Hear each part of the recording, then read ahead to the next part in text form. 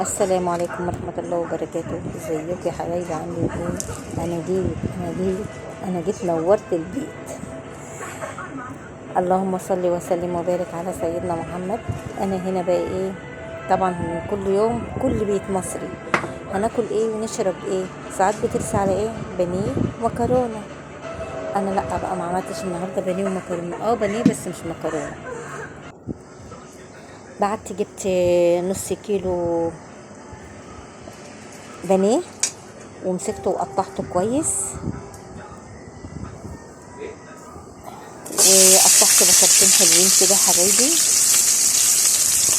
ودبلتهم على النار، ونزلت طبعا بالفلفل الالوان اللي بيدي طعم الحاجه، بجد طعم الحاجه بتبقى خطير، طعمها حلو جدا. وشوحتهم، ونزلت طبعا بتوابلي بقى، التوابل اللي انت تحبيها حبيبتي تحطيها. انا حاطه كوري، حاطه فلفل اسمر، اهم حاجه الفلفل الاسمر ولا قراوري، وطبعا ليمونه كنت عصراها، وقلبتها بقى كويس جدا. اسيبها بقى لما تدبل خالص مني، واكون بقى مغسل البانيه ومقطعاه زي مكعبات كده صغيره. بغسله طبعا بالليمون، الليمون بس، يعني مش بعمله باكتر من كده، معلش فايت واحد، احنا في حتت شعبيه.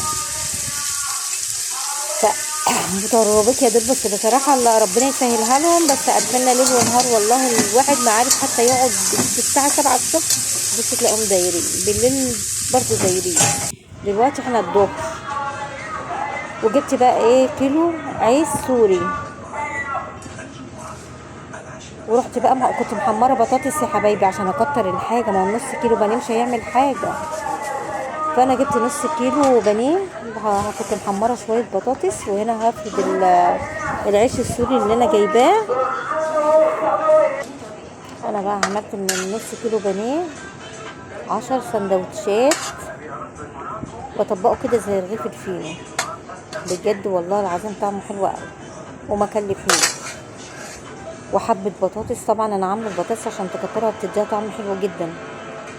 وكنت محضره بقى ايه، اللي عايز يحط كاتشب يحط، اللي عايز يحط آه مايونيز، اي الحاجه اللي انتوا تحبوها كلوا بيها. انا ما بحبش الكاتشب بصراحه، فعملت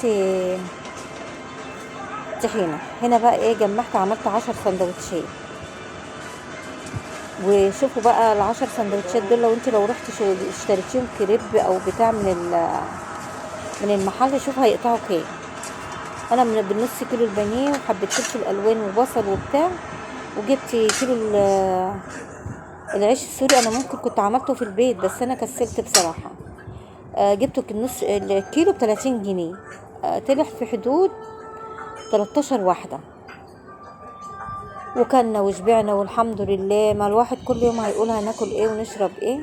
بجد جربوه، مش هقول لكم، بجد حاجه البيت ما بتكلفش، والطعم بيبقى جميل، وعارفه انت غسله الحاجه ازاي، وتبقى الحاجه حلوه يعني في البيت. وحبايبي اللي ما اشتركش في القناه اشترك في القناه، انا بسعد بيكم قوي قوي.